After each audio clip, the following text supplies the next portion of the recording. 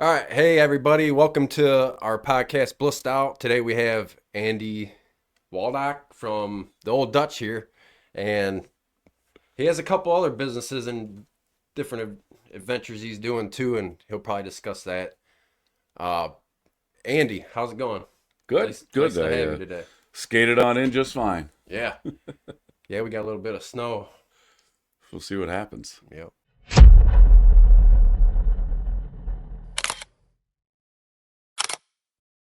Anyways, we wanted to get a little bit about we wanted you to tell us a little bit about your background and your story, which you were kind of discussing before we started. So kind of just Sure. get into that and in what you were telling me before I we started recording here. well, I didn't set out to be a restaurant and bar owner. Let me put it that way. Okay. That was not the original plan. I was a trader for a long time. I lived in Chicago right out of college and got a job at the Chicago Mercantile Exchange. Moved there with a wife and young child and tried to figure out how to make it from there. Worked my way up the Chicago Mercantile Exchange. The guy down there had a button that said "Chaos for Cash." It's an open outcry exchange where everybody is standing in different rings, packed in, hollering and yelling at each other and waving their arms at each other, Right. like the New York Stock Exchange, only on steroids. We traded commodities, things like corn and soybeans and hogs and cattle, gold and oil, stuff like that. So I knew that with a wife and young child that there weren't a lot of opportunities in Sandusky in 1989, 1990, I guess.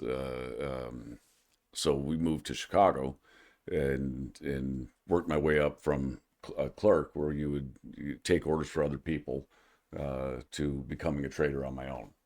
Okay. And I started trading in the S&P 500 pit probably around 1991, 91ish. That's a super intense experience.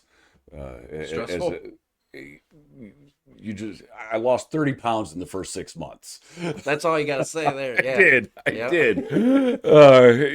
You're afraid to leave, and so you don't eat.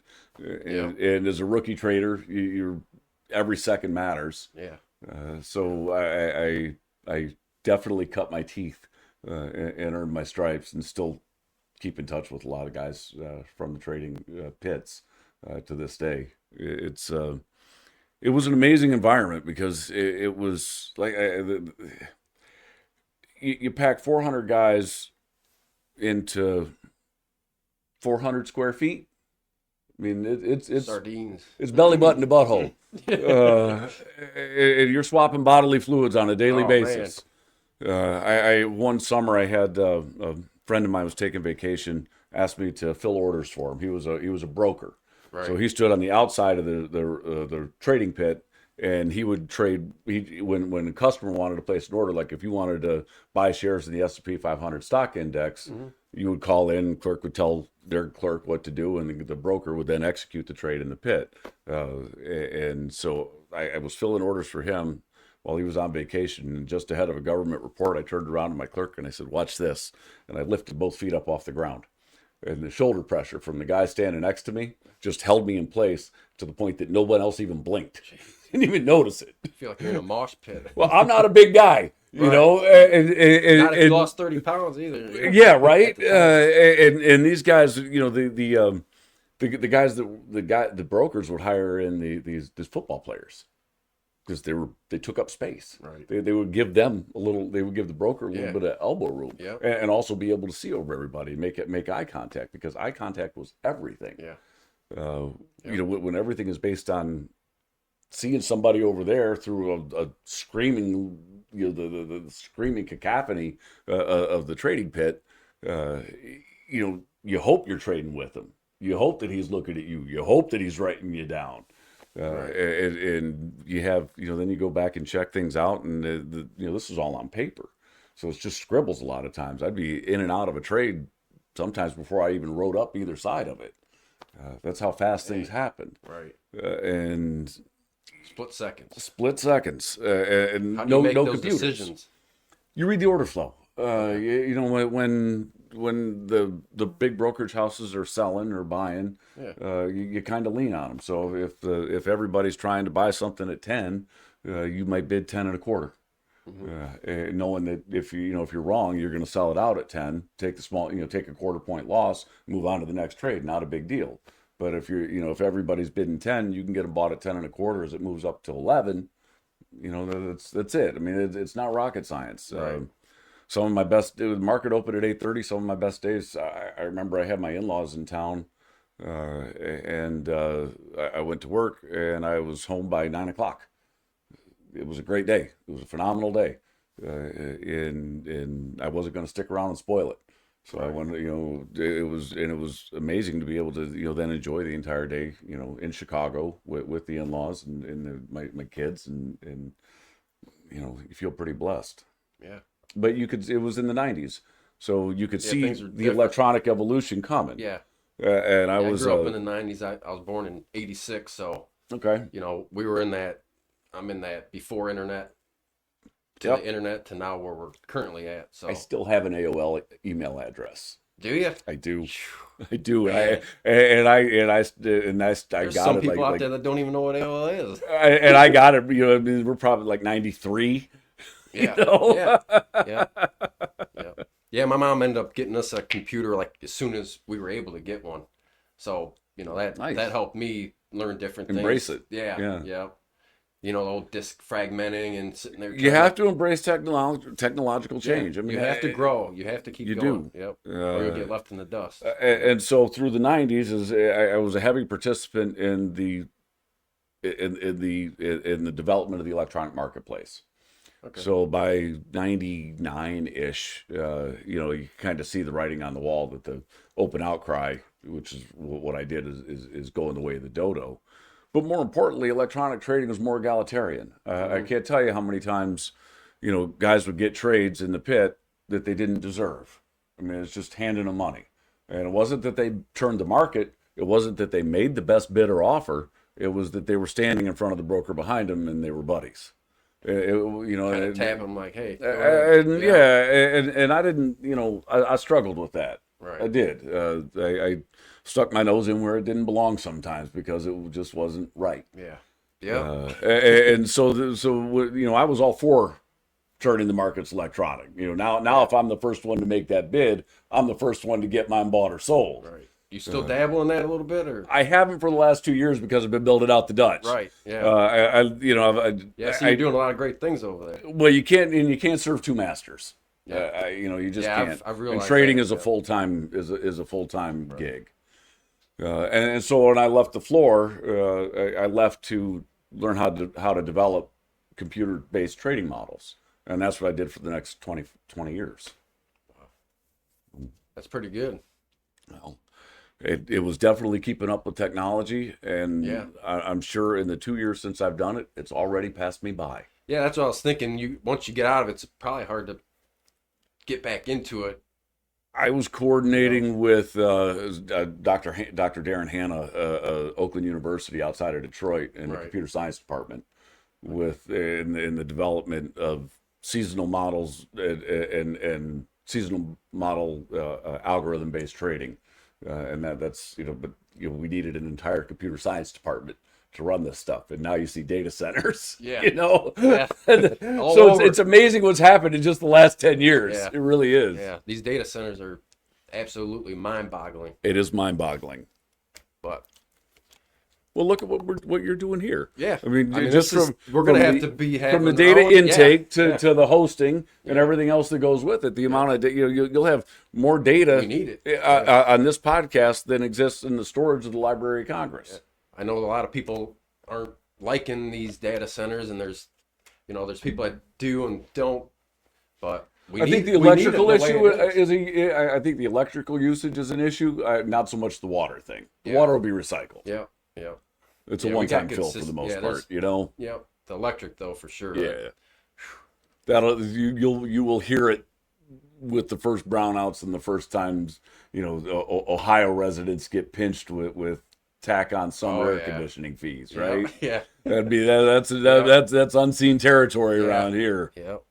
But with anything, you learn as you go, and you know, nothing's perfect, but they work on it and they'll make it better throughout the years once they. I mean, how long data centers been around? Well, you already hear about them being built, underwater. Yeah. Keeps them cooler. Right. Yeah. I've heard that. It just are coming up with their own renewable energy supply. Yeah. If there's a way to make $1, the problem will solve itself. It's a great way to look at it. Well, it is what it is, good and bad. Need to write that one down.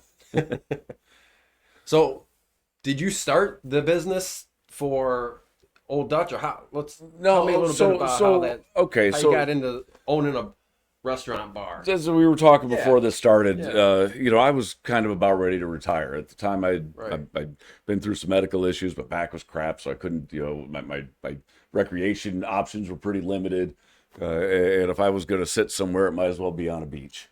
So I was at a point where I could have probably done that, and then as fate would have it, I met somebody absolutely wonderful with younger kids, and knowing how stressful my job was, and first of all, you can't imagine how many millions of algorithms we've tested and found look good and then didn't perform, right? Mm-hmm. So when you do enough math, it becomes like trying to comprehend the universe. So you just can't. Can't do it. Yeah. No matter it's just amazing how good something can look, and under the strictest variable controls, only to have it fall apart in real time. And so, you reach this point where the more you know, the less sure you become, because you know how wrong it can go. Yeah, like kind of like pattern recognition. It's like, oh, I've seen this before.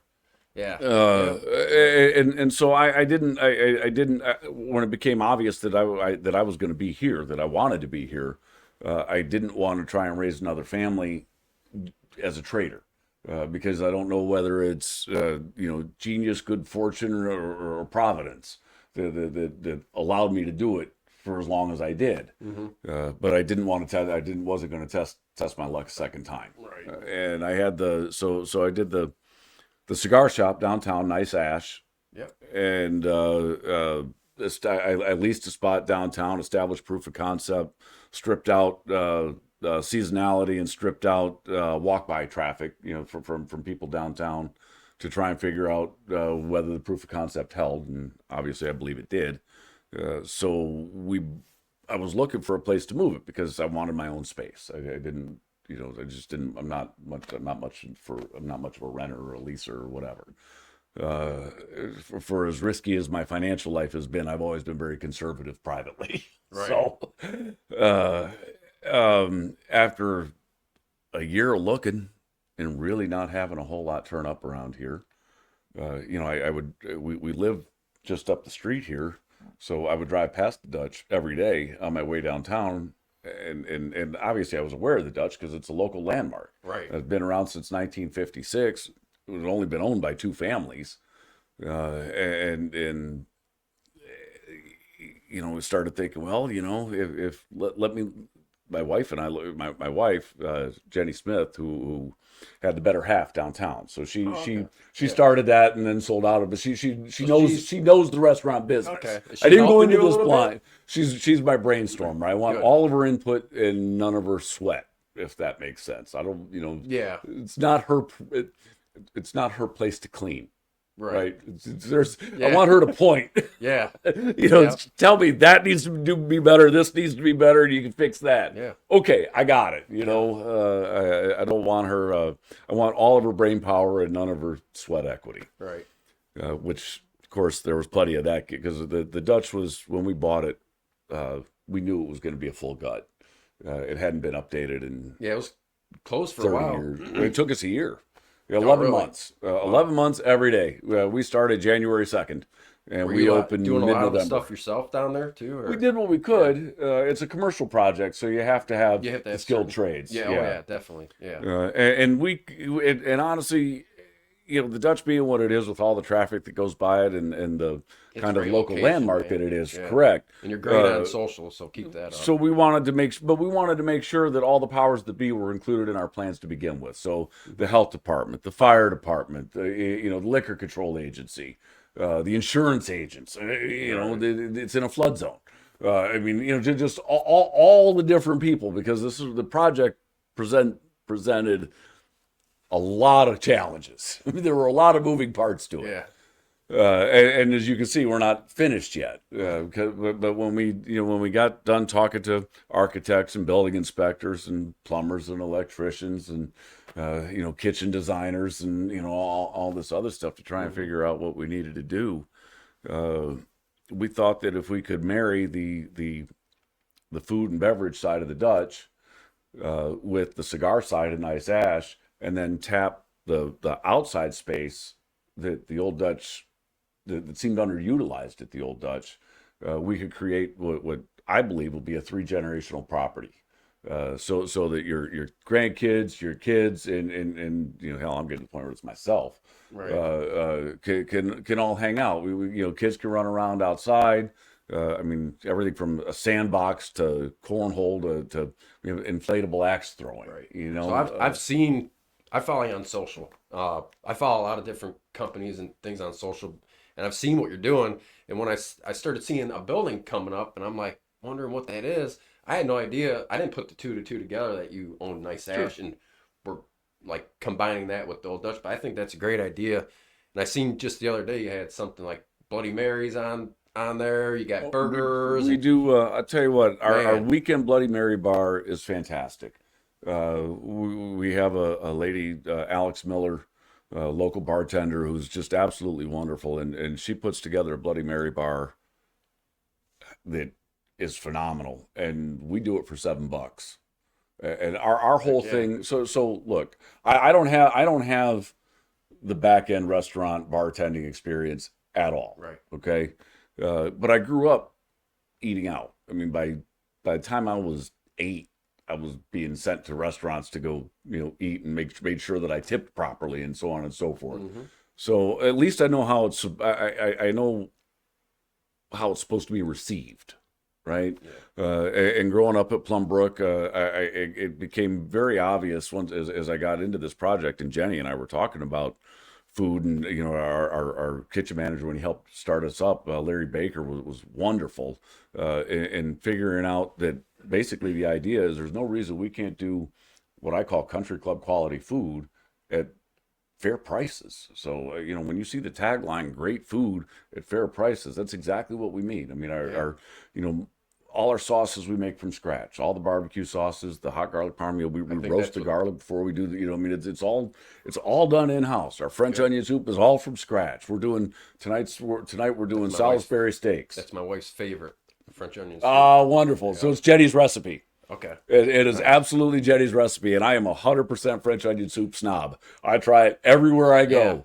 Yeah. I'm a food critic. I consider myself a chef in sort. Okay. My mom used to be a waitress, so she would job jump pretty much, and she'd go grab all the best recipes and stuff from all these restaurants around town. So I got a lot of cooking background experience, but I'm not looking for.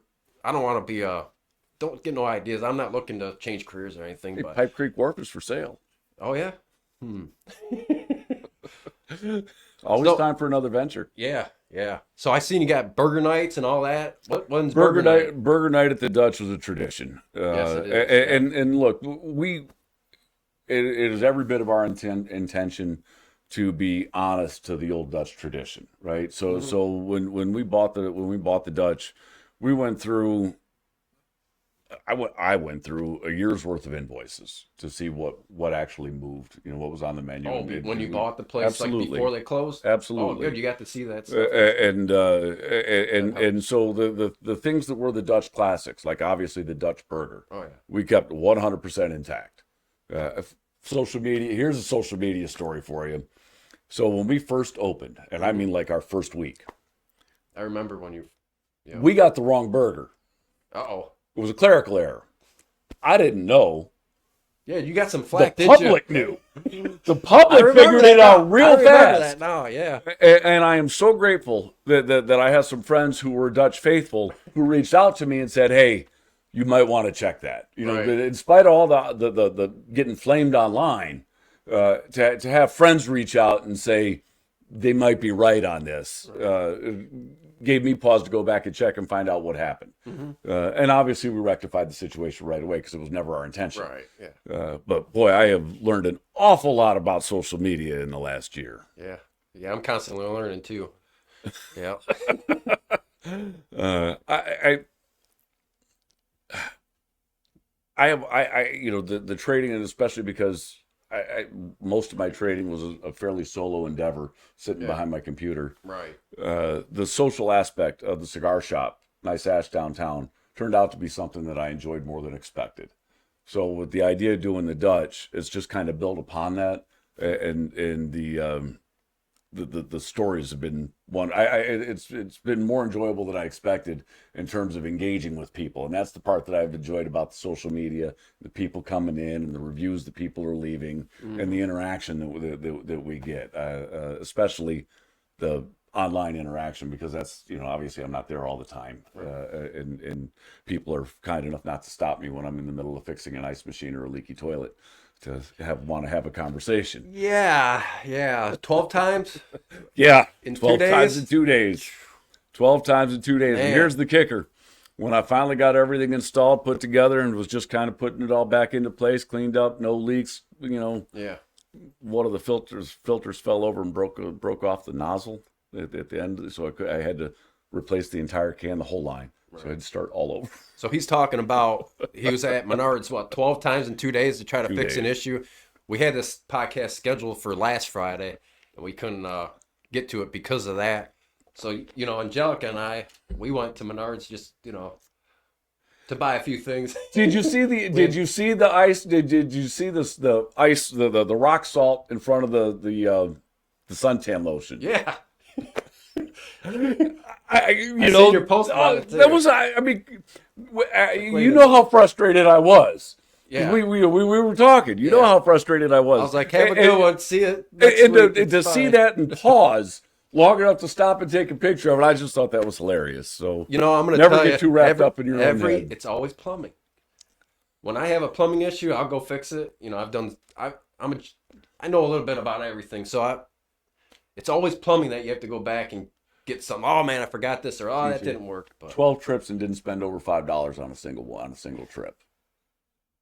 It was all bits and pieces. Jeez. Yeah. Right? Yeah. It was all plumbing. Right. Yeah. It was all bits and pieces. Yep. Plumbing gets you every time.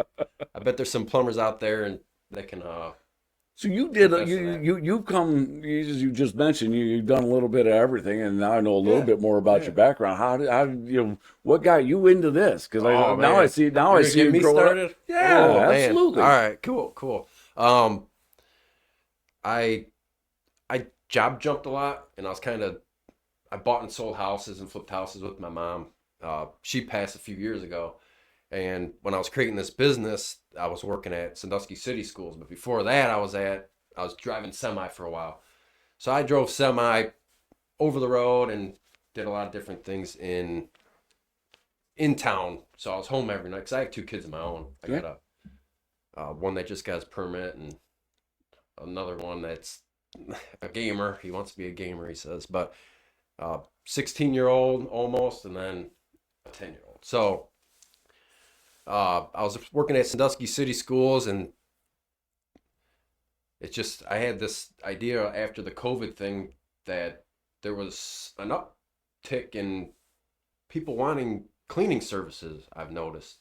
So what I ended up doing is I kind of just took a leap of faith, and I had to quit Sandusky City Schools. My dad works there, and he's like, I don't think that's a good idea because it's a government job. It's a good job to have. Mm-hmm. But I've always had that entrepreneurial type in me. My grandpa was a mechanic in Sandusky his whole life. They ran all the Sohios and BPs in town. Oh. And all that. I don't know if you're familiar with Sohio or Yeah, BP, absolutely. Yeah. They did the demo derbies. They used to drive the cars from Columbus and Strub right down. My grandpa was a fanatic with anything with a car. And he kind of told me when I was young, like, I can do anything I put my mind to. And that was just one of the things that me and him talked about growing up was, like, if that person can do it, you can do it. So I always had that in my mind of I can do anything I put my mind to. So what did you do in school? Were you? I was janitorial and cleaning. No. When you were in school as a kid, I mean, were you with your grandpa's? I used to race at Sandusky Speedway. Being able to do whatever you were trying to do. Yeah, I worked on cars. Okay. Raced at Sandusky Speedway 13 to 17 years old. Very cool. And then I had a couple different businesses. What do you race at 13 at Sandusky Speedway? You racing karts? Yeah, they started something that was called hobby stock at the time. So I had I started off in like a little Chevy Corsica, race that. I had a Buick Somerset, just front wheel drive. Yeah, the front wheel drive cars. Okay. And then I branched off to like the pure stock, which was like the Monte Carlo. And then at 17, I kind of got out of those it. Caged? Yeah. Okay. Yep, caged and 5-point harness, all that. And, that helped me grow up a lot. Man, I had a temper. I had a temper in the car. I got so mad once. I had a guy wrecking me. I was punching the steering wheel, and it has tilt steering wheel. And broke the tilt steering wheel, so I'm trying to drive going like this. And I'm like, Dad, the steering's broke. So we just drilled a hole and put a bolt nut, where I needed it. But, before at least it wasn't telescoping, too. You just go in, out, in, up, and it'd be like flying a plane. Yeah. That was when they first started. And then, like I said, I flipped houses and did odds and ends. I did plumbing class, HVAC classes. So, and just did a whole bunch of different Did you work things. in the HVAC realm then? After No, I did. I just did the schooling at Sandusky Career Center. So I had a little bit of background, and my mom's husband at the time did plumbing. So I kind of was like an apprentice. He kind of taught me some things. So you've always been mechanically inclined then? Yeah. Inclined or just bred into it? My dad called me Dozer. So my nickname's like DJ Dozer. He'd call me a Dozer because I would take a screwdriver and take apart something, and I wouldn't put it back together. So he could probably tell you some stories that I might not even remember, but I know one time I took apart a TV of his without him knowing. He didn't put it back together? He didn't know how to go put it back together. I didn't either, so. But yeah, I can relate to that. So I could totally relate to that. So I just took the leap of faith and started a cleaning company, and it's had its ups and downs like anything, but I'm good at problem solving, and I got a pretty good crew behind me. I noticed that you are one of the few companies young companies around that I've seen already start to scale. Yeah, I've heard some things about. And well, first of all, I think it's pretty amazing. I mean, you're all over, whether they see you on billboards or on your cars or whatever. I mean, you're making quite a name for yourself. Thank you. And that means a lot. I mean it. No, I mean it. Yeah. It's one of the reasons why I was willing to do this. Appreciate it. I wanted to know more. Yeah. And to the. Like I've looked at billboard advertising and some of the other stuff, and obviously you have a professional social person taking care of things for you on staff full time. Yeah. And I just think that it's in trading, the hardest thing to do is to go from trading one contract to two, because now your risk doubles, right? Yeah. Every step after that is incremental, but the first one is a double. Right. And so I think that people who are willing to take that step to that next step, I think that's where the real leap of faith comes in. Yeah. It's one thing to work your way into a situation where, worst case scenario, you can manage it, right? Mm-hmm. But then to find people that you can put in place and feel and trust them enough, right. that you feel that you can start to compartmentalize, and build on that is just bravo. That takes a lot of guts and a lot of knowledge, because it's so easy to get wrong, and I think fear of getting it wrong stops as many people as the difficulty. Yep. I'm into a lot of positivity and mindset. I don't care what anyone says. Everyone has negative thoughts here or there, and you just let it go, man. Okay. Okay. So when you were racing, how did you talk to yourself? Were you kind to yourself? Because you already said you were an angry racer. What was your self-talk like in the car What's going with that? Oh, man. How are you I was so coaching yourself? Well, I was so competitive. If I didn't win, I wanted to win every race. That's But the is it because the competitive thing. other guys were better, or because you screwed up and didn't do your best So in your mind? This is no. Usually, I was pretty good at it. Like I thought, my first race is probably my worst race, and it was a cavalcade at Sandusky Speedway. My first race ever. The cavalcade is something where everyone comes to. It's a 3-day event. It's nuts. There's so many different racing going on, and it was my first race at 13. And I would have won if I would have had the experience, but I didn't. So I got excited, and I was pushing too far, going into the corners too quick and pushing out of the corner. So I was pushing out of the turn 2, pushing out of turn 4, slowing me down. Yep. Instead of watching where my braking is and where to get back on. Just because I was like, oh, I'm going to win. I'm going to win. Taking the corners too deep and understeering. There you go. I'm going to win. Think again. I got second. I got the video of it. But I learned, my self-talk's always been pretty good. See, I asked because I beat myself the hardest. I mean, like nobody would. Well, yeah, I would never speak. I would never talk to somebody else the way I talk to myself. I wouldn't. I would never do that. Right. Yeah, that's me too. It's like one of my employees said I'm my own worst critic sometimes, and we can be. But in the car, it was different than now. I have self-doubt. Everyone has self-doubt, but I go towards it. And whatever scares me, I love going towards what scares me. Or even if I fail, I don't consider it a failure. I always consider it like a learning experience. So in my opinion, I don't ever fail. Well, I get that. But when things don't go the way I thought they should go, I'm an idiot. I don't get angry about it. I kind of take a step back from when I was 13. I've learned to control myself in certain situations more and better than I used to. I was a competitive golfer. My dad was really good. And I threw a golf club once in front of my dad. Temper getting the best of me once. It's never again. Right. Yeah, I did a lot of golfing as a kid too. That taught me a lot too. I had my own little kid clubs and go golfing and had a slice that would had to play into that slice. Well, again, going back to social media. Yeah. I am Coastal Swing is just around the corner from me, and I play league out there with my oldest son. So through the winter, Tuesday nights are my most favorite thing in the world because I get to play for a couple hours. I get to play semi-competitive golf and hang out with my kid. But to the social media, nothing better than that. Especially as adults, because they're hanging out because they want to, Yeah. But this weekend, weather permitting, is Coastal Swing versus Clubhouse 3 in a home and home tournament, like in Ryder Cup format. And I think stuff like that is great for the community. Right. I mean, the what they do downtown is wonderful. Mm-hmm. What they do at Coastal Swing is also wonderful, and they do it in different ways, and to be able to support each other in the same industry. Right. I think is the best of community building through social media. I think that helps too. Like, there's a lot of cleaners. Like, I'm not afraid to help, and we do spotlights on different cleaning chemicals and how we clean and proper ways to clean, and we're not just in it to. If you want to start your own clean business, fine. You want some help? You need advice?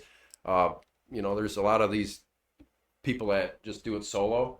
And I refer them when I can't do something. I'll refer them to another cleaning company of things that I can't do, And so that's good too.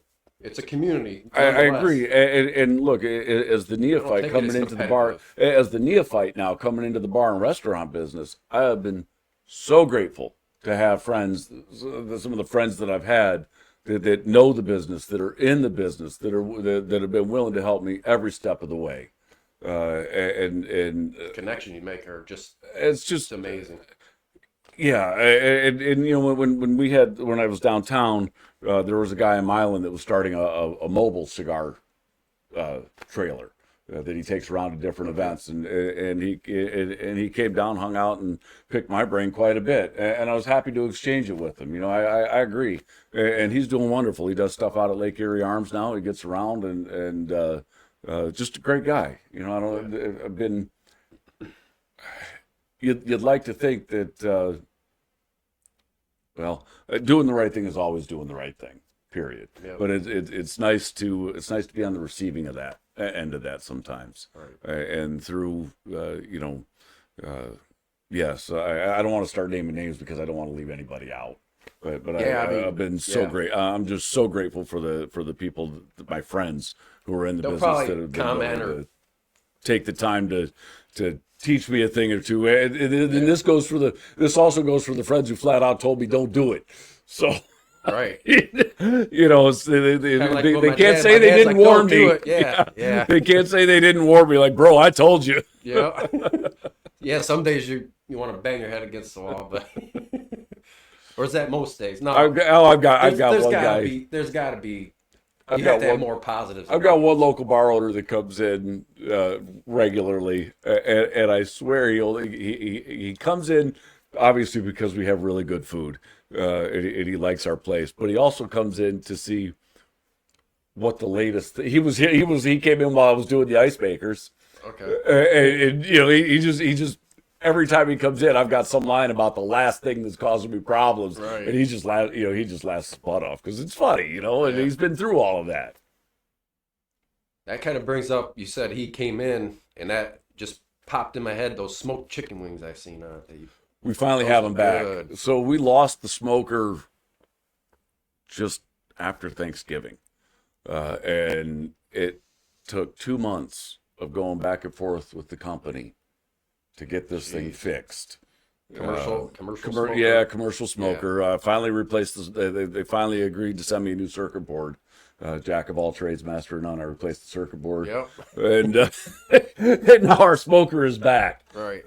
So yeah, we're the only place in town that does them, and they're phenomenal. And like I said before, all our sauces are homemade to go with them. And I'm big on that because I like to do homemade sauces. You said, yeah. I mean, that's a big thing to me. I'm very picky when it comes to food just because I am such a good cook. It's hard for me to find a place that, I really enjoy. I agree. And I love I call it a grub spot. If I find a good grub spot. So last night for burger night, we did a bruschetta burger. And we did homemade from scratch bruschetta. The onions and the garlic and the tomatoes and the olive oil and the Italian seasoning, basil, and the whole shot. Mozzarella cheese, nice healthy slice of mozzarella cheese on it, and a thick balsamic glaze, right? So it's a drizzle. If it doesn't come out like syrup, it's not the right stuff. Yep. And we also offer that in an Impossible Burger so that a vegetarian can get a full-on, really fantastic vegetarian burger. Right. But again, everything was from scratch. It was phenomenal. It was phenomenal. Nice. And I just couldn't be more grateful for the people that we have putting this stuff together now. Really, our crew is wonderful. Yeah, I've been wanting to try the Old Dutch and go there. I haven't been in there since you opened because I think a couple months ago I was thinking about going and you reached out when I said something about doing a podcast. And you reached out to me and said, hey, it's something I might be interested in. And I was like, I want to wait.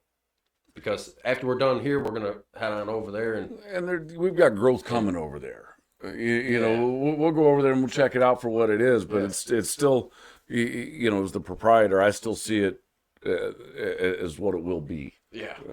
Yeah. And we're not there yet. I understand that completely. Because that's how I feel as well with my company. It's like, we're here. I see it, but I know that we can, We just we just got the electric stubbed in and finished the inside walls for the cigar lounge.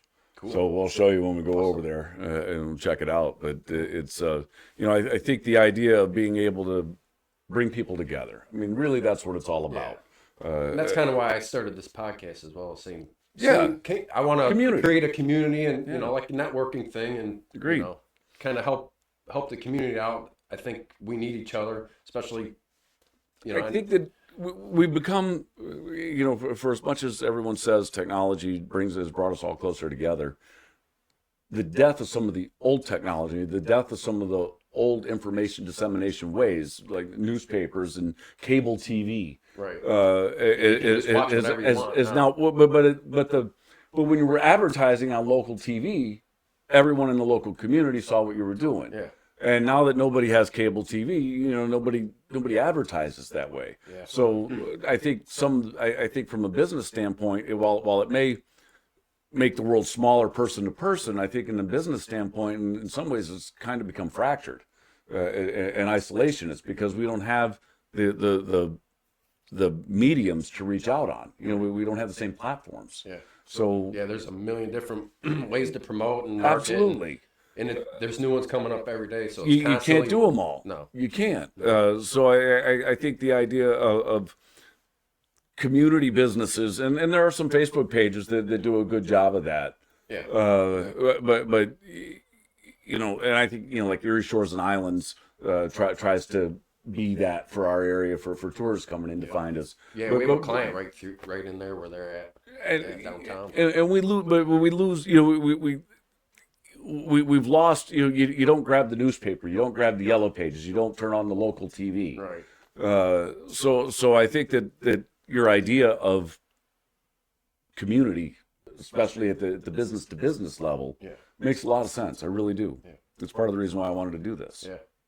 Yeah, I'm thrilled. It's been great so far. I'm enjoying myself. You enjoying yourself? It's been a good time. Just remember, we got to figure out something good for the last 60 seconds. So when she auto captures it, it's a good tease to come back. All up. Maybe she'll clip this.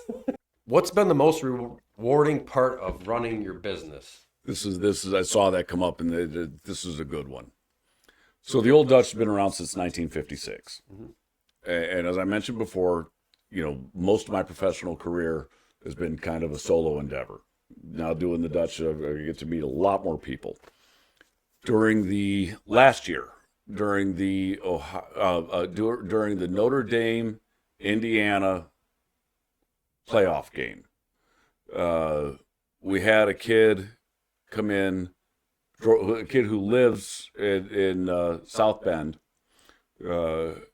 drove in to Sandusky to visit his grandpa, Milan, I guess. He asked his grandpa, because he knew South Bend was going to be a zoo, and he wanted to get out of South Bend and go see his grandpa. So the kid drives in from South Bend to Milan to visit his grandpa. Asks his grandpa, "Where do you want to go?" And he says, "The Old Dutch." They come in, and they're standing. They walk in the door, make it 5-6 feet in, and the gentleman starts pointing to the back corner, and he's talking to his grandson, and I'm not paying a whole lot of attention to it, and finally the conversation comes up with him, with the kids. I drove in from Indiana. My grandpa wanted to come, and he says, the grandpa stands up and says, "I was here when this place was new. And I met my wife shooting pool right back there. 2 days after I met her, I left for Korea. We spent the rest of the rest of my adult life jumping around as a military family, and she passed away many years ago. But right back here is where we met." And shaking, tears starting to come down, and that's a story. You can't. I mean, to create a space where a gentleman who has lived so right for so long, to have grandkids that drive in from South Bend to take their grandpa out to lunch from Milan and bring him to the Old Dutch, and then drive back to South Bend. The character that this man has exhibited for all these years, and to be able to provide a format for him to come and relive that moment. Yeah, I got goosebumps over here. How do you put that into words? Yeah, and they've been back a couple times since. Awesome. It's just. I mean, it's the coolest thing in the world. There's no money in it. It's not. It's not about it. Yeah. Some things aren't. the kid's driving, so he's I think he's drinking pop. I mean, nobody. It's not a Right. It's not a.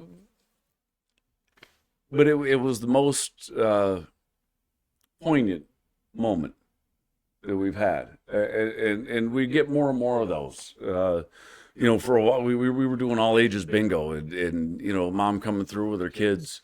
To kids went. Oh, here's another one. Actually, it's another one. This is when we were doing bingo. I set it up so that you could participate either on a physical bingo card, whatever, marking them off, or you could participate on an electronic device, whether it's your phone or a tablet or whatever. Are you still doing that? We are not doing it currently. We're not doing it currently. There was a couple that was in shortly after we'd opened, and we were talking. They're from, I don't remember where they're from. They're from 20 miles away, not local-ish, right? Right.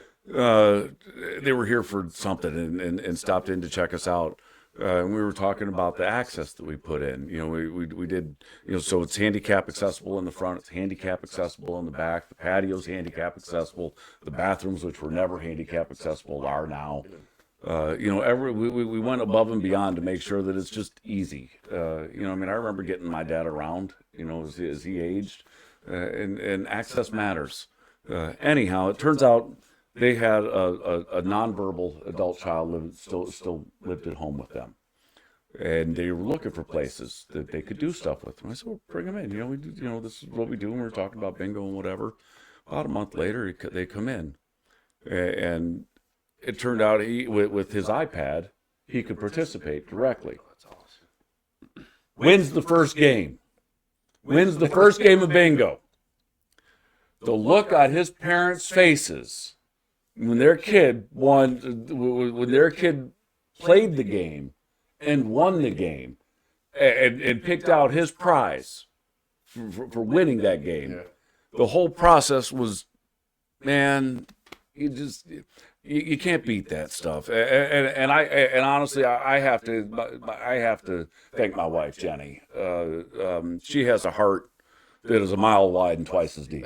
That's how my wife is. And so when she was volunteering at the OVH for quite a while, pre-COVID, and we would do this was out of our house. Obviously, it was not, we weren't in the business, but she was volunteering at the OVH, and about once a month we would do a guerrilla style lunch takeover. We would put something together, cook and take it to the lunchroom, and whoever was there, her friends or whoever would get it. And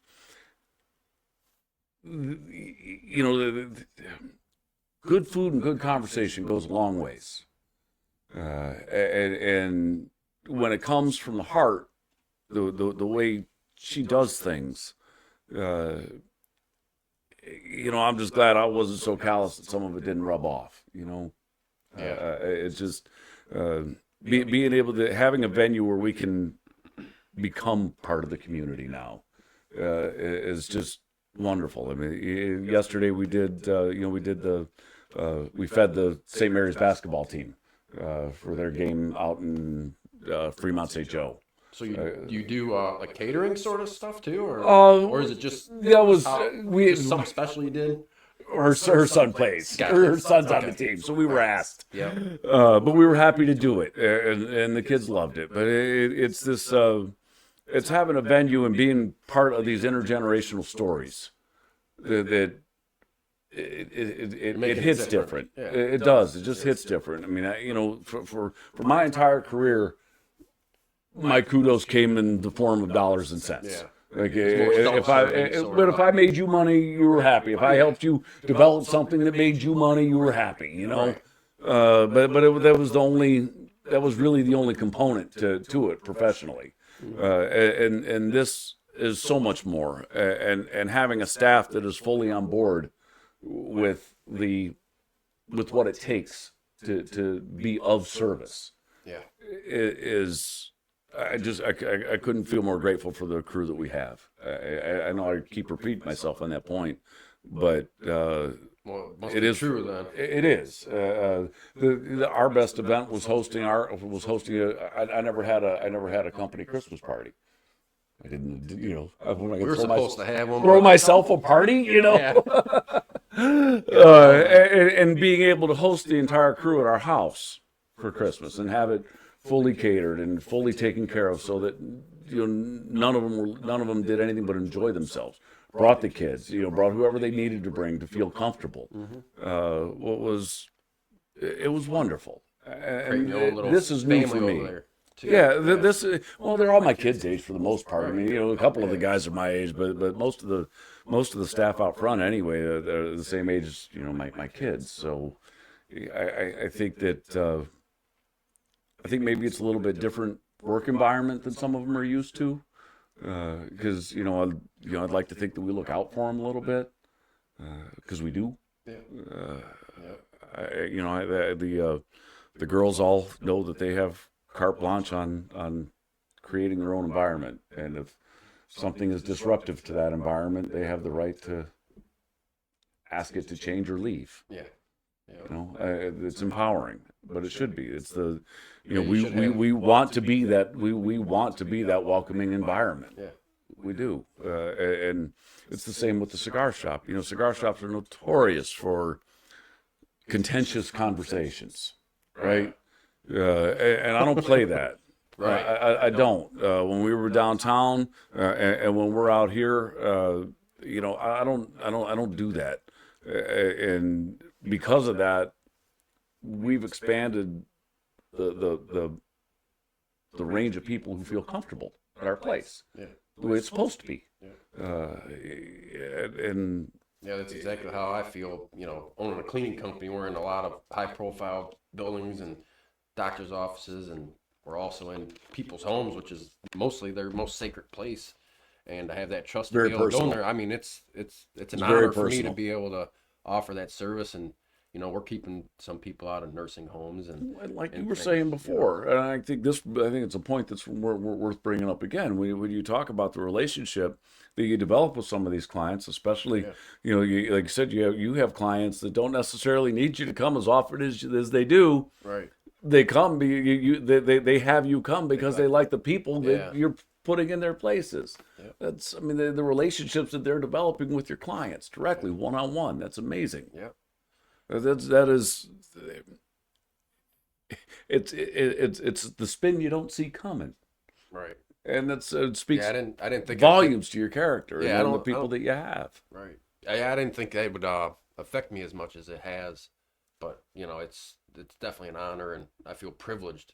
Actually, some people are like, oh, you're cleaning bathrooms and it's like this is a necessity. People need cleaning, So it's rough because the elderly clients, we've had 3 pass on us last year. And that it's hard on us, Sure. because they're people. Yeah, but when I go into a place and like, hey, thanks so much for coming. You're keeping us out of a nursing home. That means that just that little sentence right there. It's like this. If you don't know why you're doing it, somebody else's question quality it. of life. Yeah. Right. Yeah. Yep. And you're doing that as well. Again, unintentionally, right? I never thought of it that way. I didn't even think of that. I did not. And maybe that's just a sign of my own ignorance. But I didn't. I'm thinking if we could put out a great product at a fair price, provide a nice, clean, welcoming environment, we got it. Yeah. And there's so much more to it. And it develops on its own, kind of in parallel to the work you're putting in. The grind work you're putting in, right? Yeah. And sometimes you don't see this thing developing on the side and building as you grow. And every now and then you have a moment, you have a conversation, you have somebody drops a line, and it gives you pause to stand back and just be grateful. Yeah. Gratitude is there you go. Gratitude is It amazing. can move mountains. Yeah. It has. Yep. Yep. As long as you're grateful for things. Yep.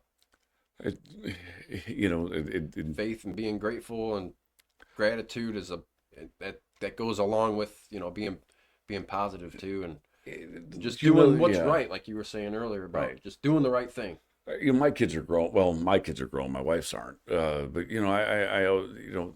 it's especially when they caught the front age, the internet and phones, right? Like your age. Yeah. And it's so hard to define what's right or wrong.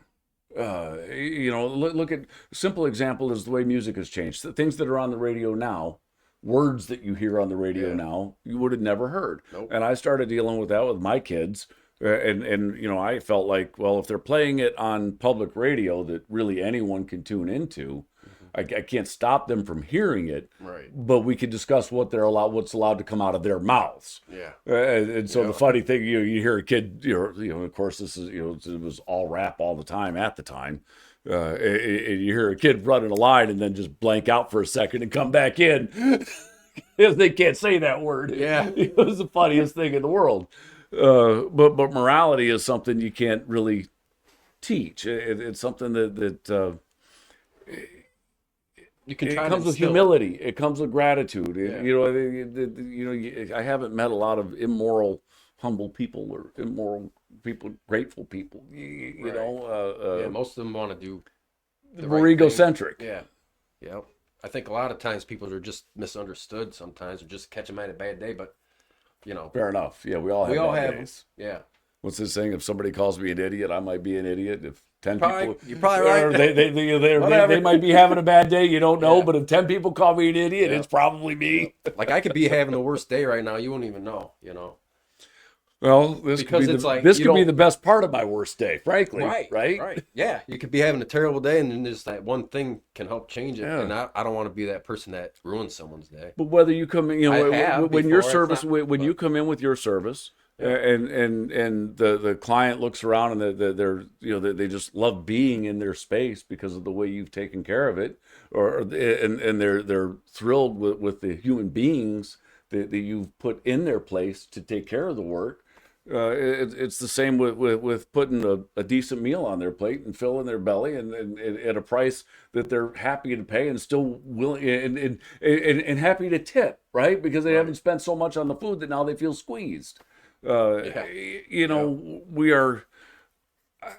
I think value matters, and value comes in a lot of different ways. Quality It's not over just dollars quantity. and cents. Right. It really isn't. The value matters, and it goes right down to the people that we have that we spend our time with, right? Yeah. What's next for your business, and any exciting plans or goals that you have? So as you know, we've been building continually since I bought the Dutch. Yeah.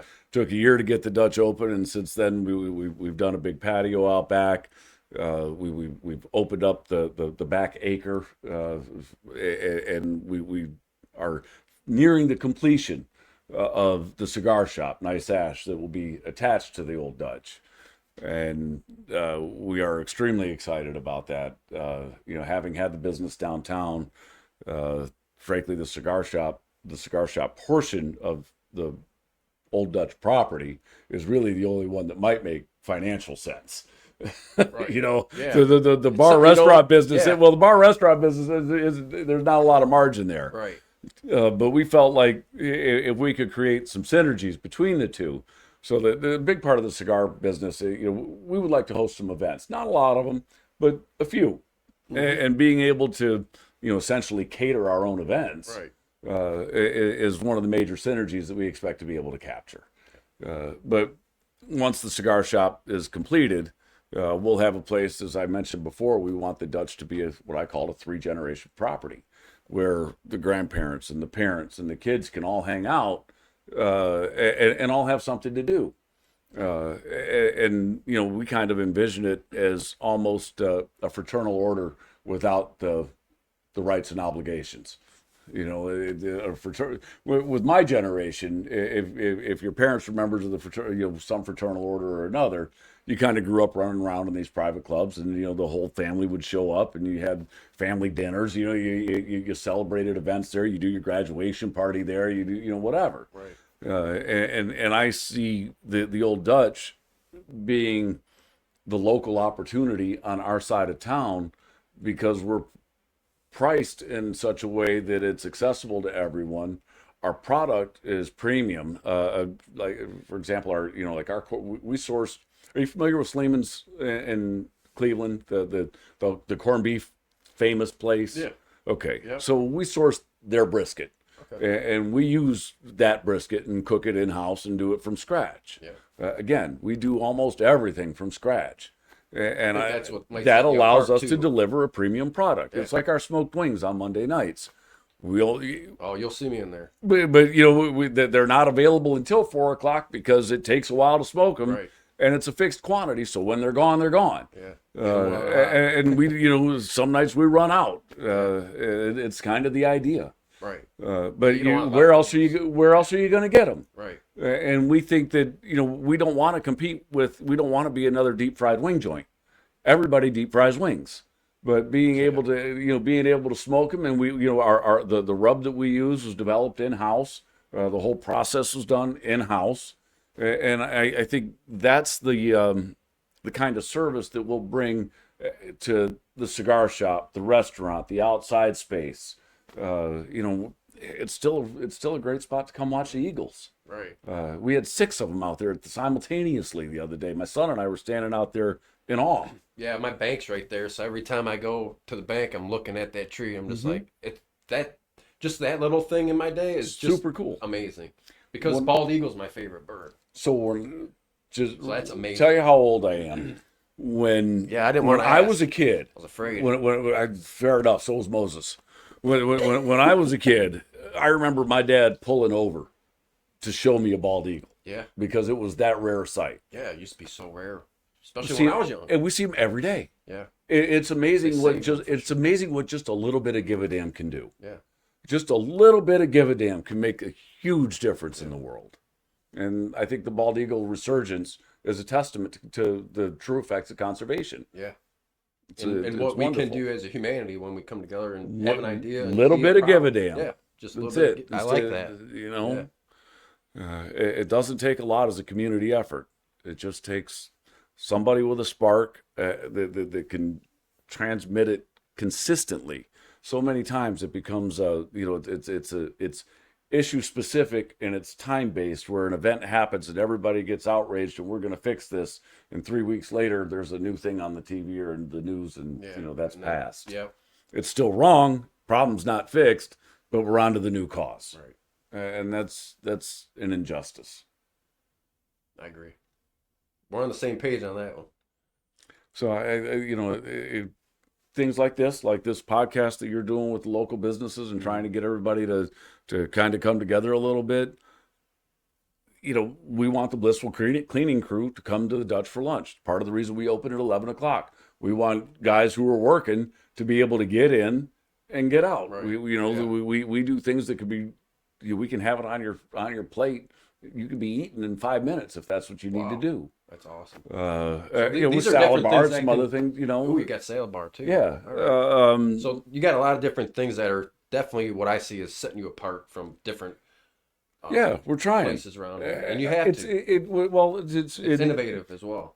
What I've learned through the development of millions of trading algorithms is that incremental improvement matters. Yeah. If you can improve just a little bit at a number of different things, the next thing you know, you've elevated the entire product. Yeah, just try to get 1% better every day. One foot in front of the other. It's a little cliche, but I can show you example of where we've done it, and it's worked. There's reasons why these old sayings are still, and we still say them, and they're prevalent today in our society. It's because they're tried and true sort of thing. There's another one. Right. I go all day. Well, you ready to head over to the Old Dutch? And sure. We're getting hungry, I think. Aren't you getting hungry over there, Angelica? Yeah. Perfect. But yeah, thanks. DJ, thank you. Awesome. Absolutely. Thanks for joining us. We'll see you at the Old Dutch.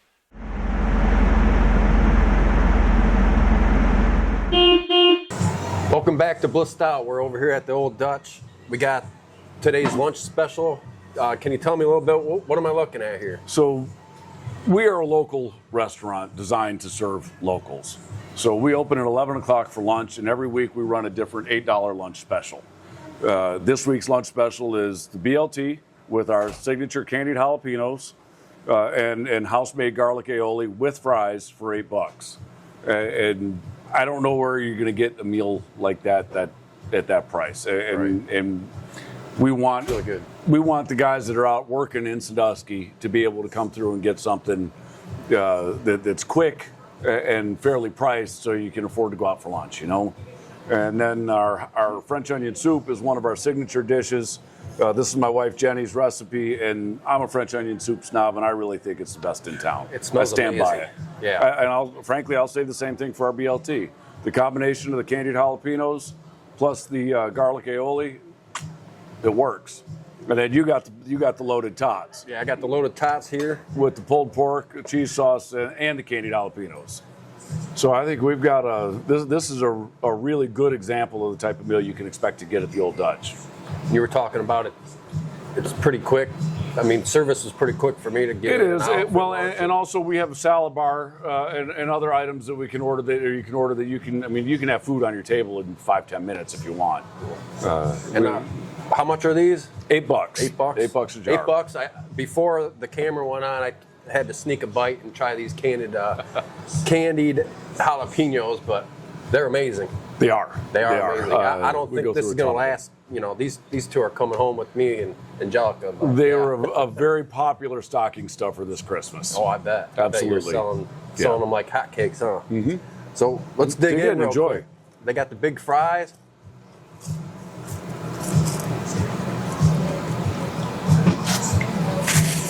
I've seen the food truck out there too delivering. So, well, we don't have a ton of storage space, but we've been able to find providers that will deliver multiple times a week, so we can always keep everything fresh, and we don't have to overstock anything. Right. Yeah, my wife's gonna be jealous about this. I'm gonna have to bring her back in here later tonight and get her some French onion soup, or I'm not gonna be able to sleep in the bed. I really think our French onion soup is as good as any French onion soup around. It's phenomenal. Mm-hmm. Oh, wow. Like I said, I'm kind of like a food critic, so I'm going to be honest, that's really good. Thank you. Yeah, that's really good.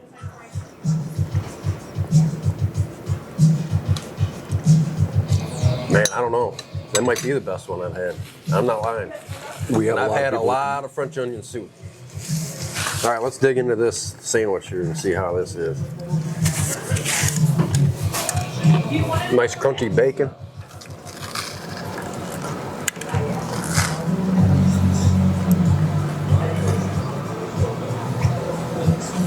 Yeah, that's good. This summer we did a fried green tomato sandwich special. Sold like hotcakes. We used Malvern tomatoes. Oh. And Larry, breaded and fried. Did everything. We did everything from scratch, and they were phenomenal. Oh my God! It was we sold out 3 times in the week we ran it. So you're doing it again? We'll do it again next summer. Good. Absolutely. Good. I'll be in here for that. My grandma was always a green tomato kind of person. She'd be always doing fried green tomatoes up, especially later in the year. All right, we're going to dig into this loaded tots here.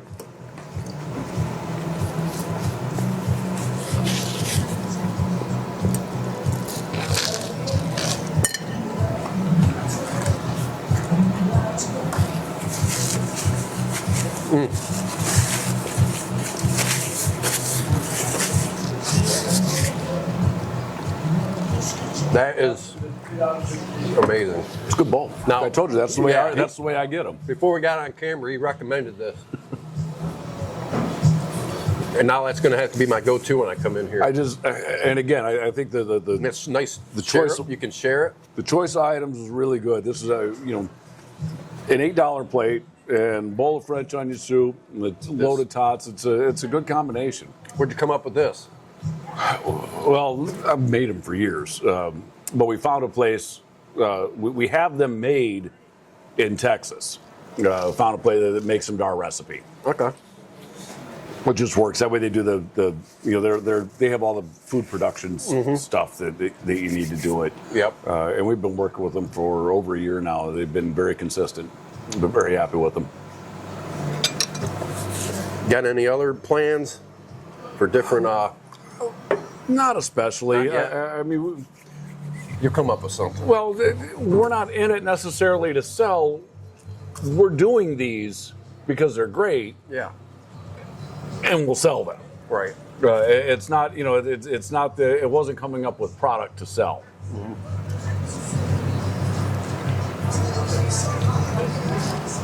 Well, I think that's about it. What do you think? I want to chow down. Let's finish.